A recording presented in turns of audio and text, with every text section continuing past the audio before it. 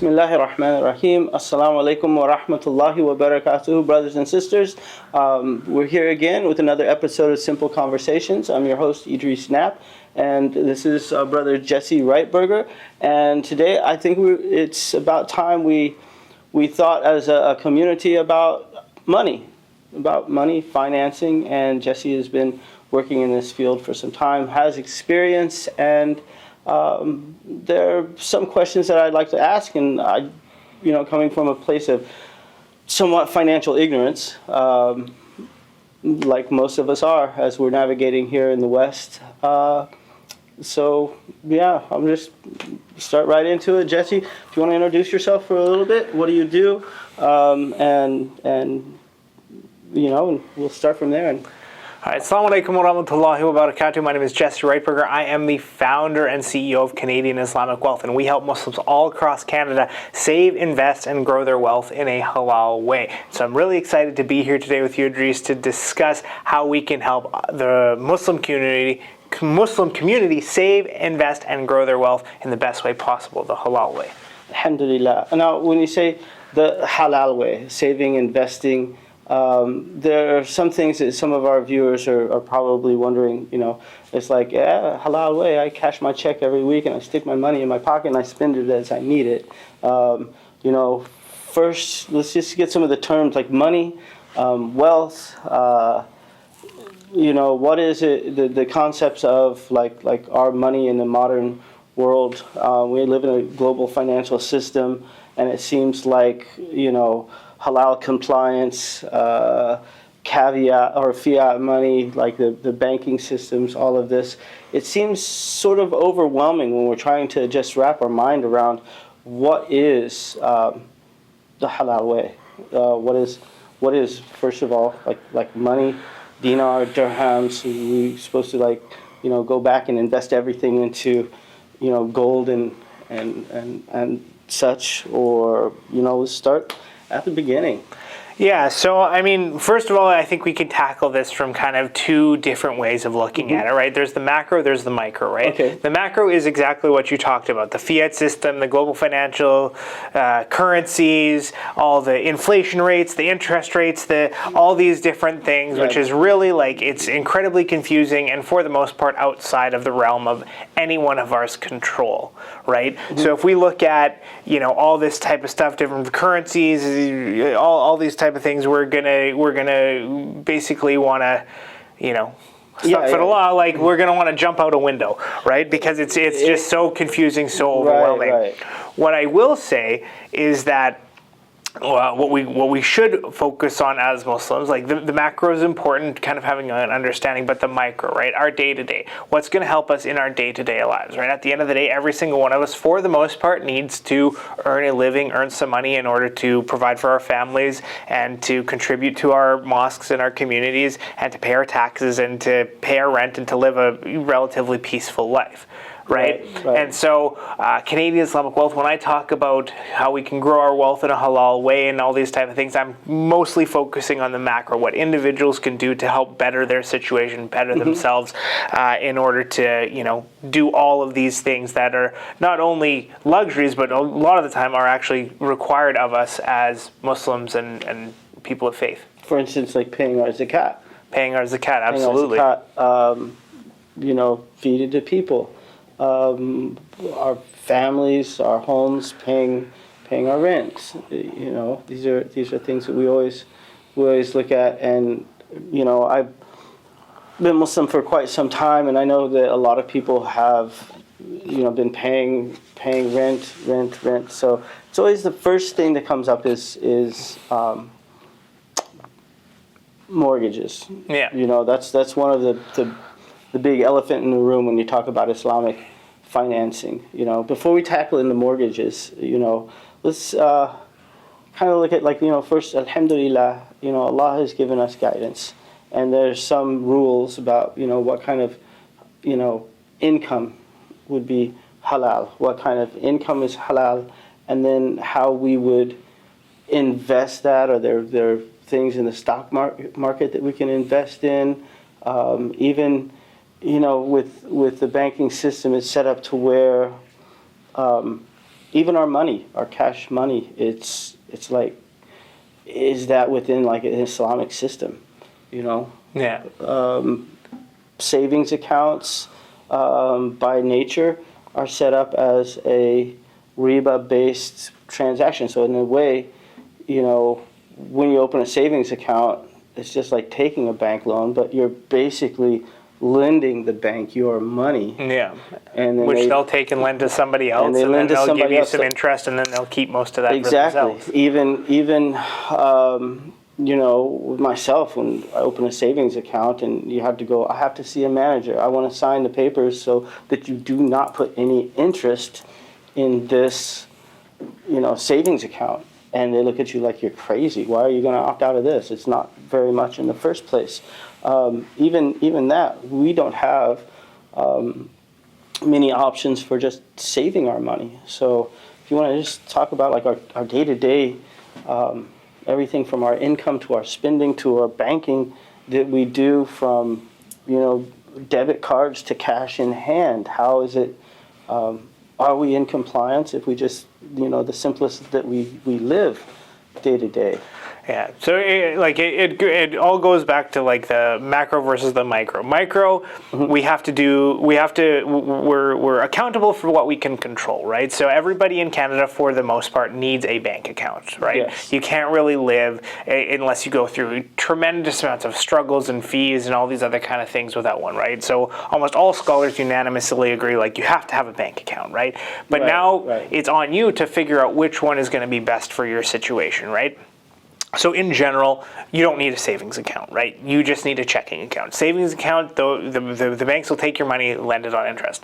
Now, once you have a basic checking account, now it's upon you to figure out which one's like the most halal option, the least evil, right? And that would probably be the one where you know, maybe you pay a small fee or there's no fees at all, and you can do your transactions and this and that and try to keep as little money in there as possible, but instead use it for the things that you need, keep money that you need for you know, your expenses, your rent, your food, your all this other kind of stuff. And if you have a surplus, keeping it in the bank is something I would avoid, right? I would try to be putting that into more productive assets, right? Okay. We could talk a little bit more about like how investments go, but essentially you want it in things that are going to be halal, right? So you can invest in things like technology companies, healthcare, different things like that meet permissible requirements.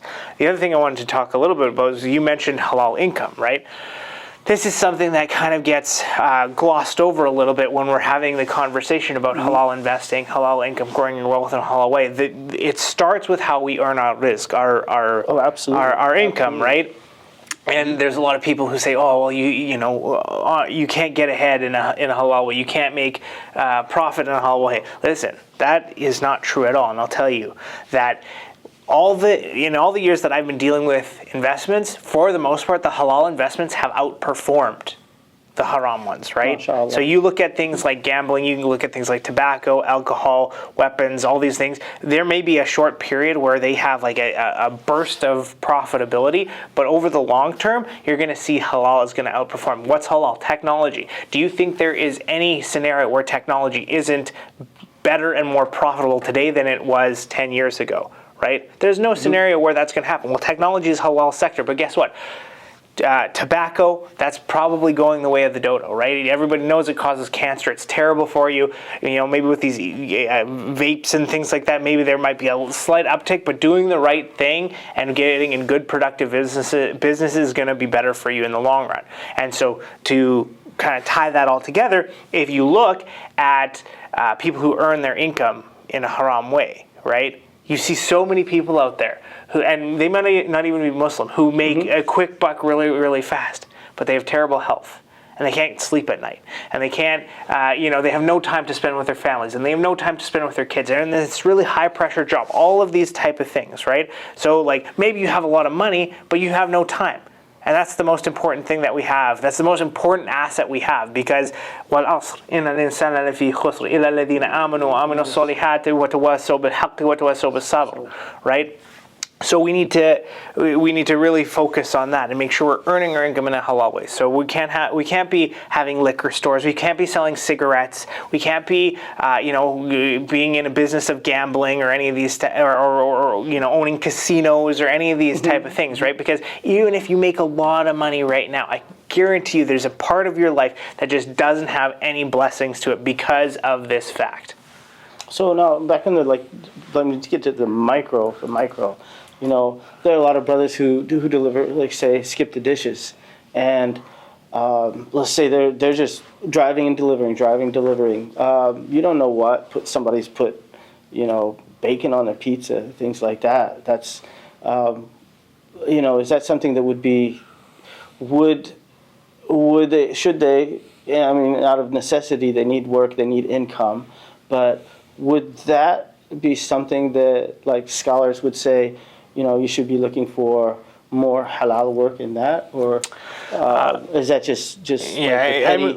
I think there is a difference of opinion from what I've seen out I'm talking about the driver, not the owner, not the restaurant. Yeah, so the majority opinion from what I've seen is the fact that the driver, unless it's very clear that they're transporting an impermissible item, right? So I don't know if we have this in Manitoba, in Winnipeg. Let's say trucking. Yeah, so I know a brother who will not deliver alcohol or any meats. Yeah. Just to be safe, and there's more than enough work for him. Yeah. Well, so I mean, if we go to the skip the dishes example, right, or you're an Uber driver or something like this, right? For the most part, if it's kind of like you're transporting a pepperoni pizza from point A to point B, most scholars say this isn't a big deal, right? If I don't know if we have this in Winnipeg, but there are some. I think Uber they can deliver alcohol from point A to point B in some cases. So if you get very clearly that you're delivering alcohol, pass, right? Don't take that. Deliver something else, right? But for the most part, if you're delivering something from point A to point B and you don't really know the contents, you don't know if it's made out of gelatin or whatever the case may be, you're gonna be fine. Right. Okay. So yeah. So let's get into okay, we've covered some of our basic incomes, what money comes in, how it has to be halal, and I believe that the built into Islam and the 5 pillars of Islam, alhamdulillah, we have zakat. Zakat is literally, it translates to the what do you call that when you go in a furnace and you take metal and you melt it down and there's that nasty slag that's on the top and you skim it off that scum and you throw it away.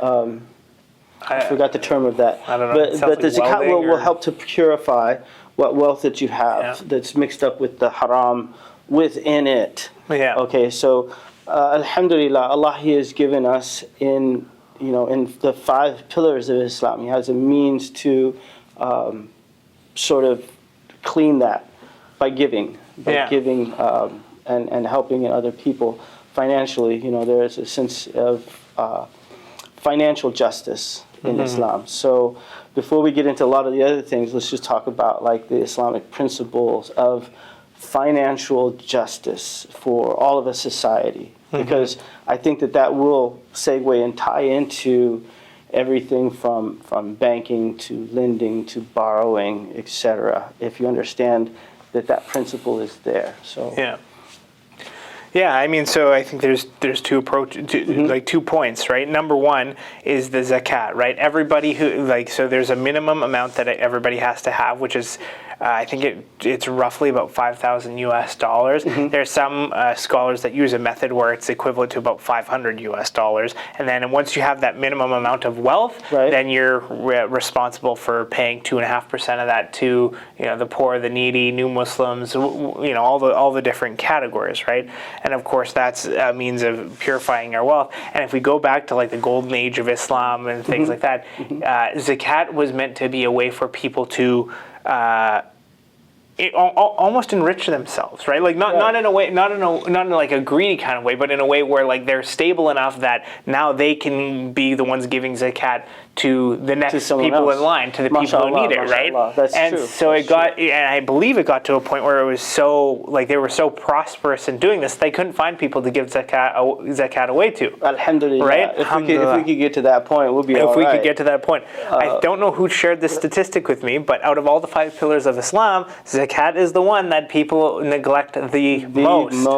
The most. It might have been you. It's probably why we don't have as much, we think that Allah is just going to rain down barakah on us because we're tight with everything else. But alhamdulillah, you're right. Giving, what they say in Islam is that the upper hand is better than the lower hand. So we shouldn't be, we should try to build each other up to the point where we're all in that upper hand, And inshallah, Allah will, with His help and His guidance, going into the future here, we will be able to be the upper hand, all of us. I know that, there's in the Islamic community a lot of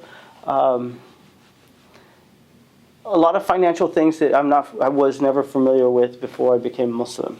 This is, nearly 39 years ago, and I noticed that people were doing Rauda, or in Somali, they call it Ayuta, where people will make a pool of money.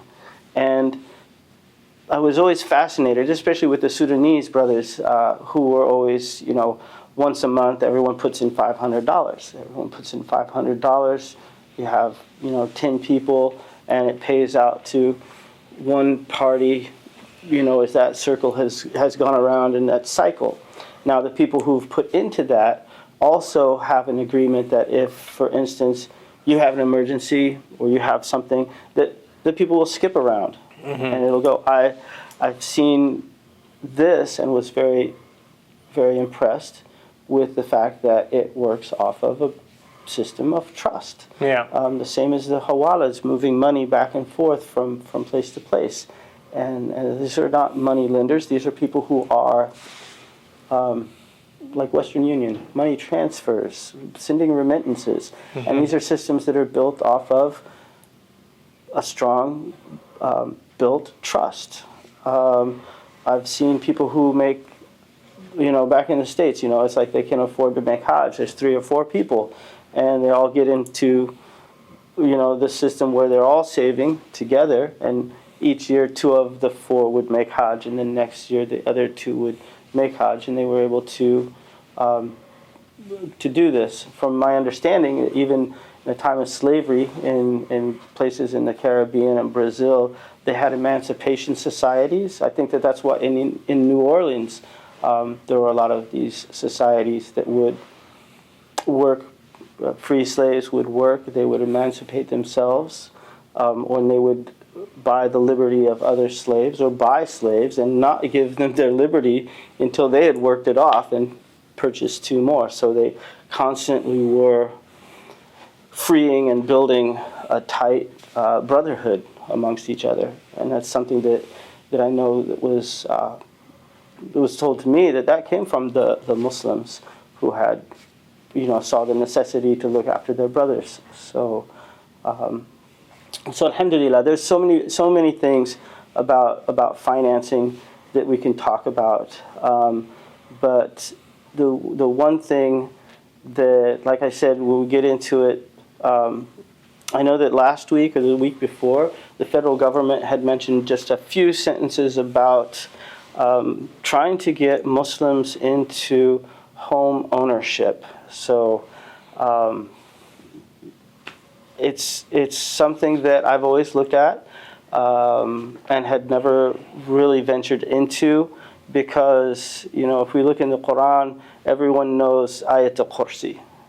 But if you turn the page, 2 pages over, it says, "Verily, those who are eating of riba, Allah and His Messenger declare war on them." So, that's why when I go to the bank, it's like, I want to save some money, but I want to make sure you don't put anything in that account, because that's a war that we can't even afford to fight. Now, that being said, I know that there are a lot of halal mortgages. Are these just other banking products that they put service fees on instead of interest. They're calling it something else. Why does it seem that some of these will actually cost more than a traditional mortgage? So there's a few different layers to it. Once again, Let's try to peel them back. But so like I would say there are two different types of halal mortgages. There are the fake halal mortgages, and there are the real halal mortgages. The fake halal mortgages are identical in every way to a conventional bank loan, with the exception of them calling it something other than interest. Right? What do I mean by that? So if you go to, there's a local group here in Winnipeg that has a so-called halal mortgage. If you go to that group, they'll basically set you up with something identical to every single one of their other loans, and then they'll say, but you're paying us profit instead of interest. They're lending you money, you're taking that money, you're buying your house, and then you're paying them profit instead of interest. It's fundamentally no different than going to RBC or TD or any of these other banks. Will you be paying more or less? Probably you're going to be paying more, right? It's the halal tax, right? A chicken slaughtered in the exact same building where someone said Bismillah is like $2 more a pound than it is just a regular chicken, right? So it's the halal tax, but then you have ones that like legitimately do things differently, right? So there's some companies out of Ontario. One of the ones that I know quite well is Munzel. Where they'll buy the house for you outright, and then they'll say, okay, over the next 20 years, you have to pay us, like let's say they buy it for $500,000 over the next 20 years, you have to pay us $700,000, and you pay them in installments over that period of time. There's nothing wrong with buying something and reselling it for a profit, right? So whether you do it with a property, with an Apple, with a car, there's nothing wrong with it, and there's nothing wrong with it being paid down in installments. The challenge is they don't have the same amount of capital as the banks, right? So what I'm hoping we get from the federal government is some sort of mechanism to allow the companies that do halal mortgages the right way to get a influx of cash so that they can basically do these halal mortgages at a much cheaper price. That's competitive with what the banks are offering. Because right now, as a financial advisor, I'm looking at the halal mortgage options for my clients who come to me, who have the capacity to pay for them. And I look at it and I say, this is not a great solution for you financially, because you're going to end up paying, triple what the house is worth. Right? And then if you had taken that money and invested and earned this amount of money, you'd be in a better off position financially. So I'm hoping from the government, if this comes to light, that's what we're going to get. Inshallah. I'm hoping that sometime what we're going to get is we are going to get our own financial institutions where, which I know that it's going to take a lot of work. It's going to take vision, and it's going to take leadership. But working with the non-Muslim banking system that's there, I think that we can. I don't know how much it costs to start a credit union, but I think that would bring the costs down too, because we would have, that compassion for each other, knowing that that's where we really need to be headed. So, inshallah, like I said, with the vision and the leadership, going forward. Jesse, I see that you're someone who's very passionate about this, and inshallah, Allah will give you the wisdom to set with people who have the vision. May He give you, the strength as a leader in Islamic finances, mortgages, buying and selling. Inshallah. I know Chester, he wanted to wrap things up there, but I had to ask a question about not just mortgages for a house that I live in, but can I buy a car even if it's a halal mortgage? Does it make sense to buy a car on a loan? So, typically that's not the wisest choice financially. At the end of the day, if you need a car, you need a car, right? Like, if you've got, 3-4 kids, bussing around or taking Ubers. I gotta deliver Uber. It just may not be practical, right? But instead of buying a car on finance, an alternative which is available to everybody right now is leasing. right? Leasing is where you essentially will rent a vehicle for 2, 3, 5. I think the most I've seen is a 5-year lease, right? Right. And with leasing, what you're doing is you're renting the car for the next 5 years, and then when your time is up, you can either buy that car outright or you can give it back. Now, about right? maintenance and insurance with a leased car, I do save on some of that. That would it be with the owner? Yeah, I mean, I think it would be about the same. Typically, Okay. the leasing and maintenance and stuff is still on you. On me as but the it's a new driver. car, right? There's Right. warranty. There's you're probably not going to have to Exactly. worry about it breaking down. And then with most dealers that I've seen, that you can negotiate it so that it's in accordance with Islamic terms, right? Right. So I mean, there's been a lot of times where I've seen places that offer leasing at 0%. So you have leasing would be a much better option than financing for a lot of people. And then in that time, take the time you need. Like while you're making those payments, save some of your money, and then when the 5-year term is up, if you really want, you can buy that car outright or get a new one. Okay. I have one more question, and it's just, who is Freddie Mac and who is Fannie Mae? And why do loans have to be compliant? Even like with the halal mortgage, the halal loans, what do these people have to do with it? And compliance with, there's not a real person named Freddie Mac, Fannie Mae. I mean, I'm sure there was at one point. Okay. Compliance, like Sharia compliance, and what most of these other loans, like you had said before, there are the fake halal mortgages. When the interest rates went up, were the halal mortgages, were they affected by this? So a little bit, but not in the way you think. So first of all, first question: Fannie Mae and Freddie Mac. I'm pretty sure they do something in the way of like underwriting loans, and they provide liquidity to lenders so that they can essentially create more mortgages, right? So they have more money. So they're like the big money pool. Yeah, exactly. I'm not entirely sure. Is it real money? Is there any real money? Like it's more fiat currency, right? Gets into the So that gets back into the macro conversation. With the halal mortgages, the real halal mortgages that I've seen, so what a big complaint, the guys Manza let him talk about, they were around since 2020, right? Okay. And one of the big complaints that everybody's like, well, yours is more expensive, right? And so what they would do is, like, you're paying essentially 1% if you got a conventional mortgage back in 2020, 2021. With them, you'd be paying 4, maybe 5. Okay. Right? It's a lot. Right. But since that point, all of the interest-based mortgages went up, and now everybody's paying 6%, 5.5%, whatever. Ouch. But the guys who did the halal mortgage, they're paying the exact same amount, right? Right. Nothing and to complain about now. This is proof that what they did was done in a halal way. Now, they do have to follow the interest system a little bit, in the sense that they still need to be able to pay their employees and pay their staff and pay their overhead and pay their rent and all this other kind of stuff. So if you were to get that exact same mortgage today, it's probably going to be more than it was 5 years ago, right? Because they've got to keep up with everything. With that being said, we're only talking about a couple percentage points more than what you'd get at the bank. But you have that peace of mind in knowing it's not going to change. Okay, beautiful. And is there anything else you want to add? Yes. Take the time you need to learn about finance. Pay yourself first always. At the end of the day, when we're talking about ourselves as a community, as a people, whatever, the bills are always going to be there, right?